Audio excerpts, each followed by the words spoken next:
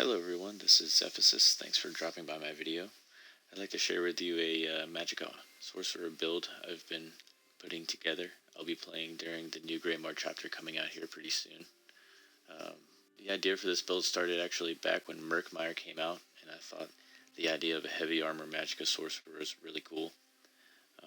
Primarily, this is a Battlegrounds build. That's mainly where I play PvP in this game. I do think it could work quite well in group play in Cyrodiil, and it could even hold its own in some lighthearted dueling, although it will most likely lose out to highly specialized duel builds, especially with like a high sustain Templar or something like that.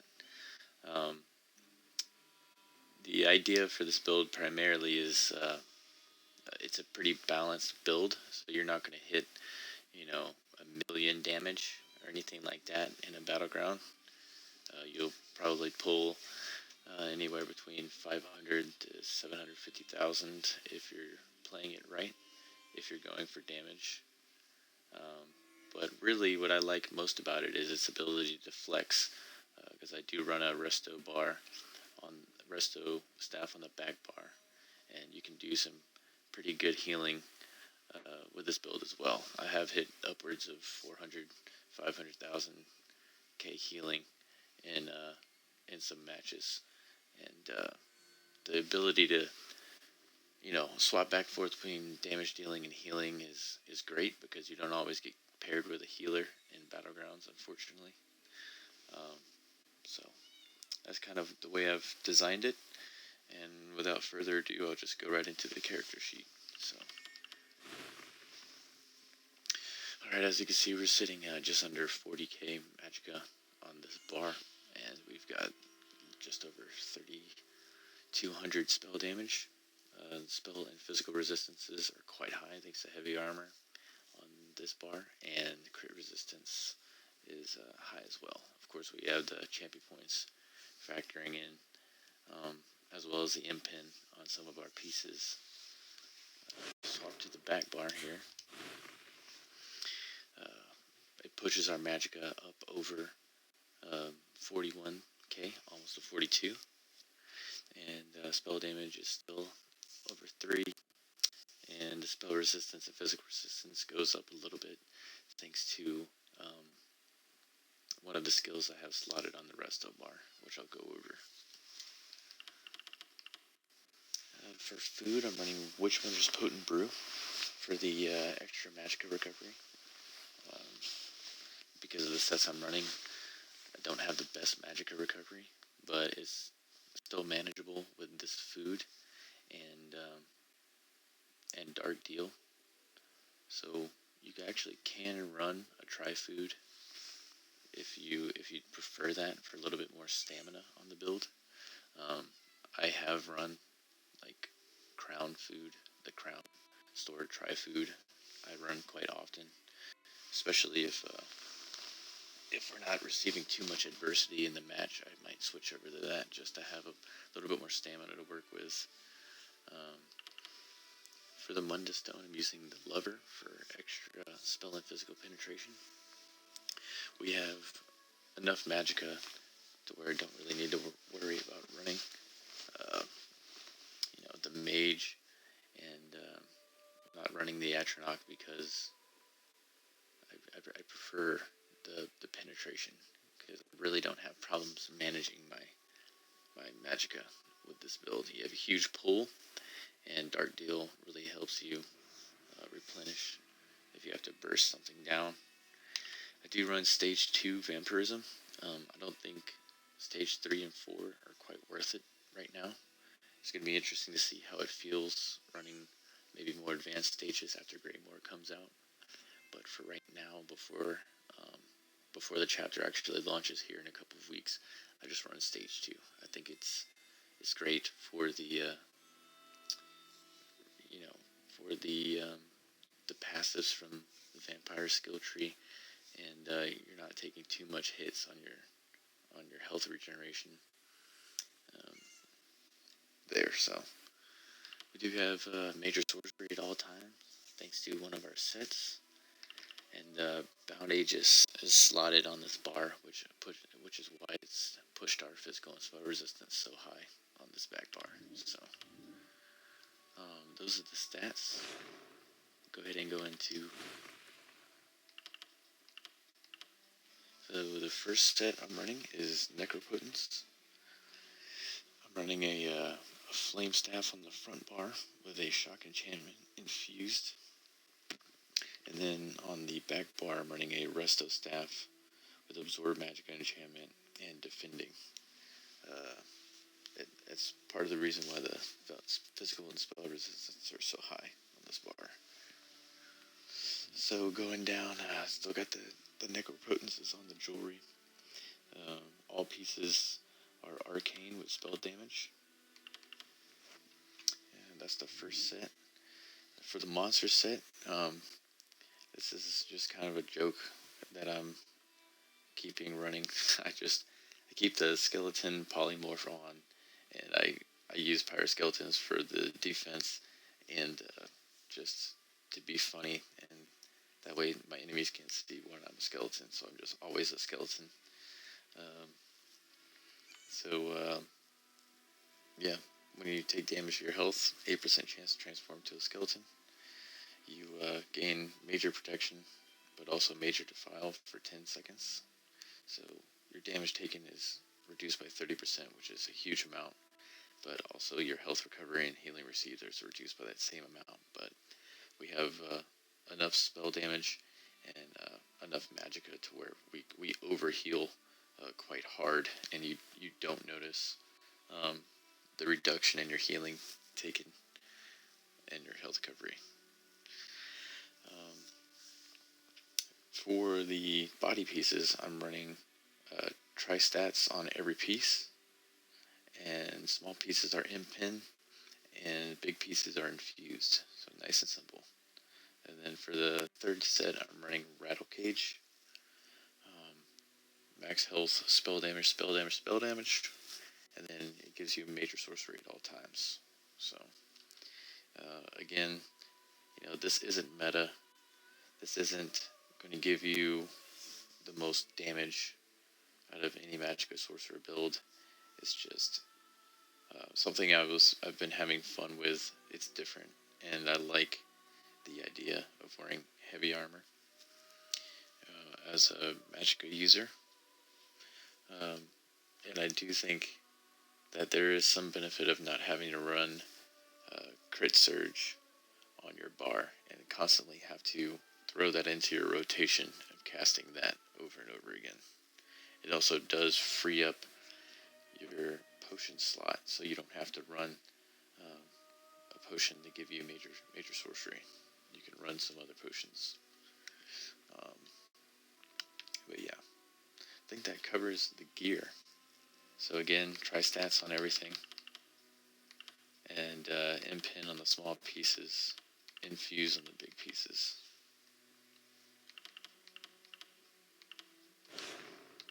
For the skills, it is a one pet Sork, so I've got Summon Twilight Matriarch. This is your primary heal. It heals you for a pretty big amount, and up to other 2 friendly targets as well. So you're constantly healing yourself with this, and it's quite a big heal, honestly. On this bar, Bound Aegis, it is really not. I don't ever cast this. Sometimes I might, especially in a duel. If you're anticipating burst damage from your enemy, it could be useful if you're on this bar and you're defending to cast that and block, and it does give you block mitigation by 40% for 3 seconds.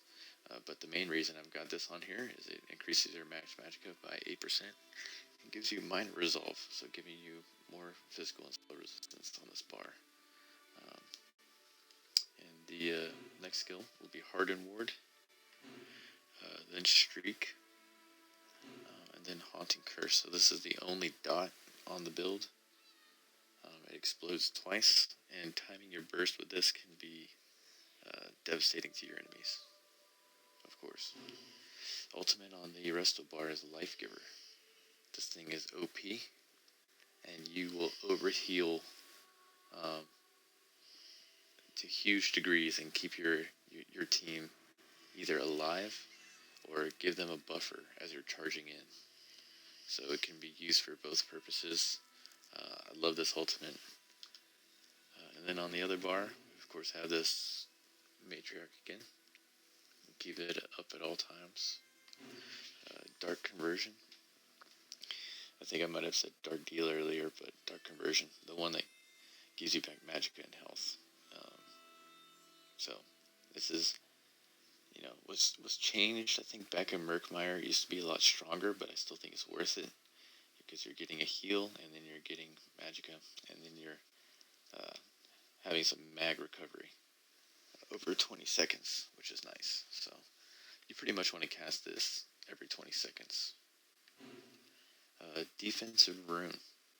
Now, you might be asking why I run this one instead of the other morph, which is, I guess, for lack of a better way to put it, the more offensive morph of this skill. But really, the less I might be lazy, but the less I have to aim, the better off I feel that I play. You already have to deal with people roll dodging, jumping, streaking, going invisible, and sneaking all over the place, and just everything can be quite chaotic. So the aim the better. Like the set and forget it mode of this morph. You set it for 2 minutes. The next enemy to attack you is imprisoned, so it stuns them. They have to attack you first, but it will stun them on their first attack. So it catches a lot of people off guard because they go to start their rotation, and then all of a sudden they're stunned. And of course, they don't see it coming. It can't be roll dodged or blocked.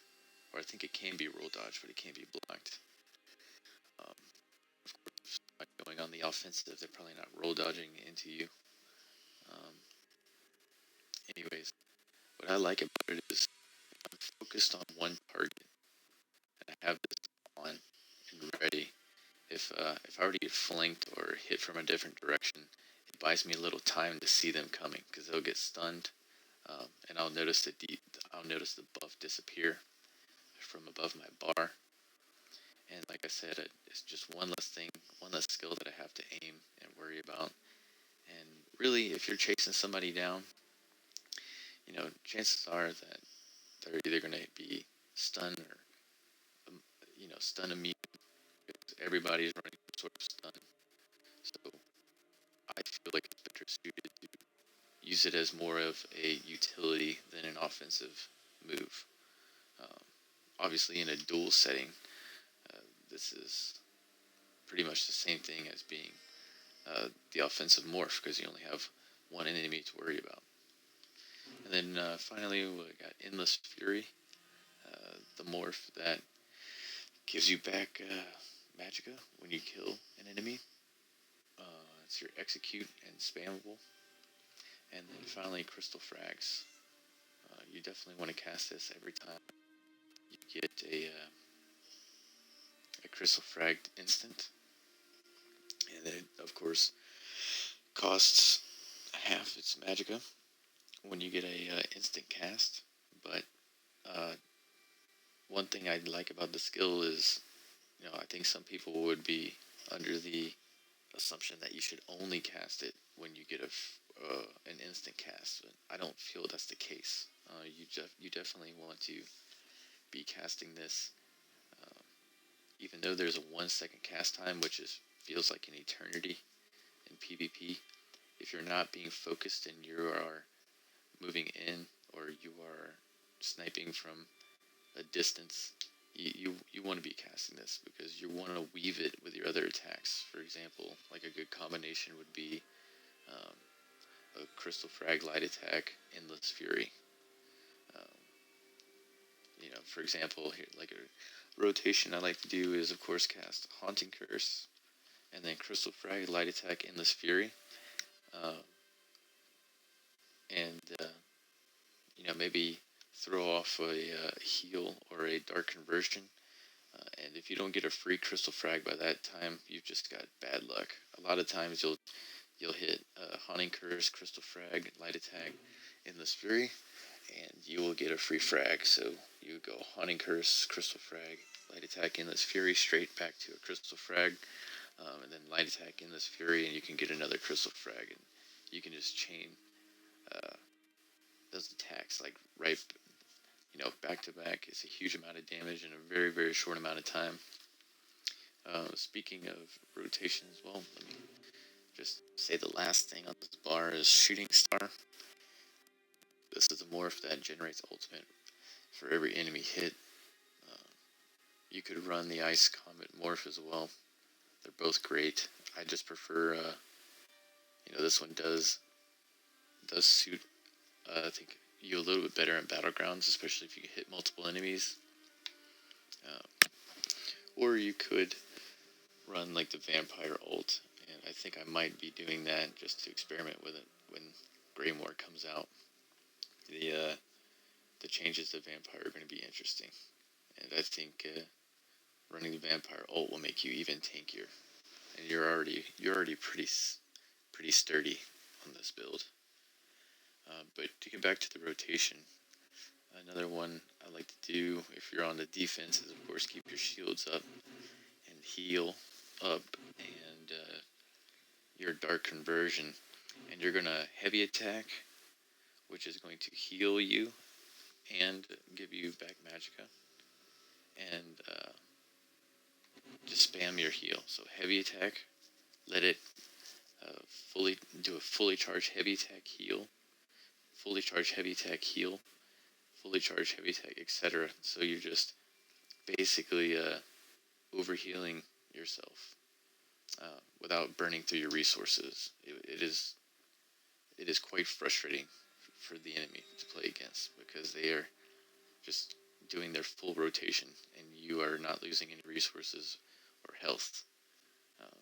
The only thing you need to worry about is you are only running one shield, so if you're facing more than one enemy, they can burst that down extremely quickly, and at which point you will need to remove yourself from that situation with streak and reposition.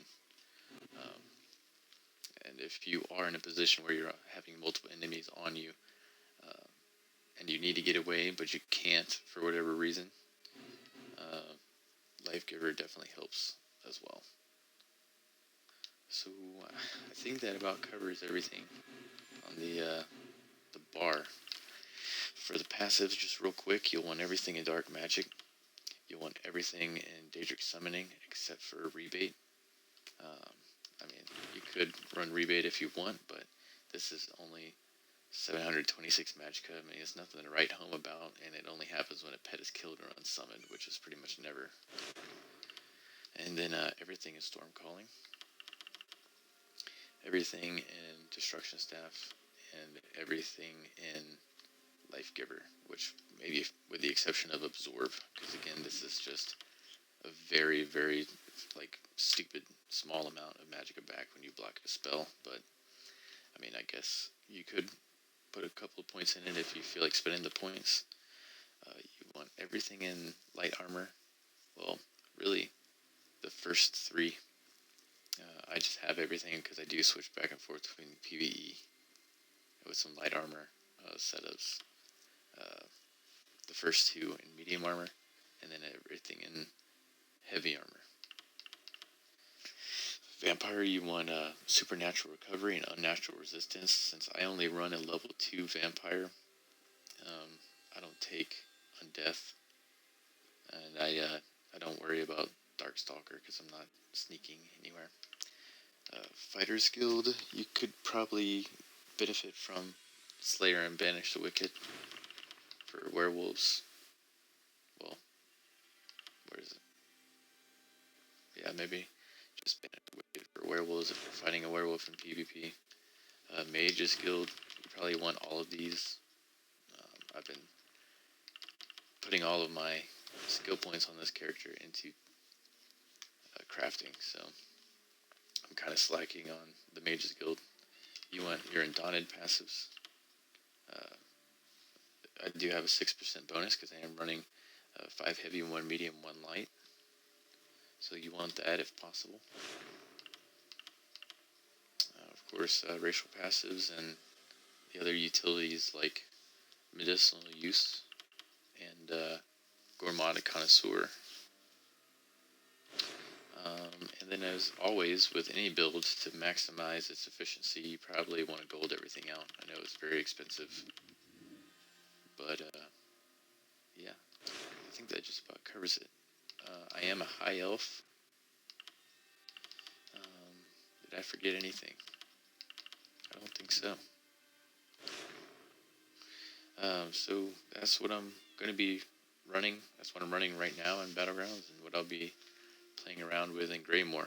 And this video is already kind of run long, but maybe in another video I'll show some gameplay. I do have a lot of gameplay. I've been having a lot of fun. It works really well, especially with a synergistic team. But again, I like the flexibility.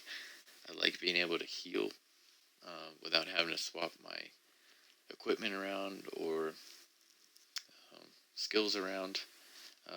Just real quick, the other thing I've been messing around with is if you're just steamrolling a match, you can switch to Slime Crawl for the extra damage. It does get you a little bit of spell crit, and it just increases your damage by 8%. So sometimes I run Slime Crawl, just depending on the situation, what type of match it is. The other thing is this works really well in PvE. If you were to switch, like put Lightning Flood on your bar and put Unstable Elements here. This setup right here, you can run through most PvE content, even veteran dungeons, because you are in heavy armor. And maybe the champion points real quick. I'll just cycle through them. I'm not going to go over everything. Just copy these if you so choose. The only thing I would swap around, if you're going to go back and forth between PvP, and it's not super important, this is just kind of being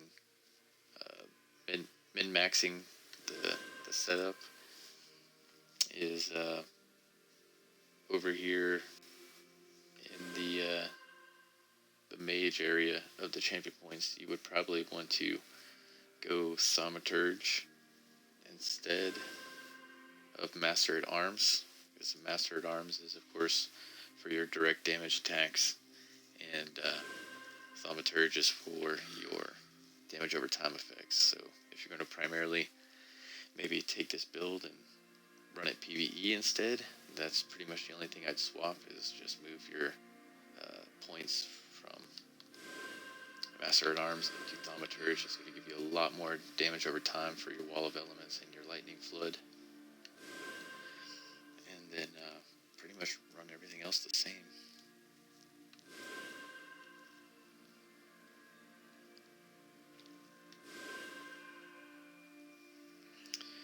Alright, well, if you stuck around this long, I really appreciate it. I'd love to hear your feedback, what you think about running something like this. Hope everybody enjoys the new Greymoor Chapter when it comes out, and feel free to add me on Xbox NA. Zephysis is my gamer tag on console, and everybody have a great day.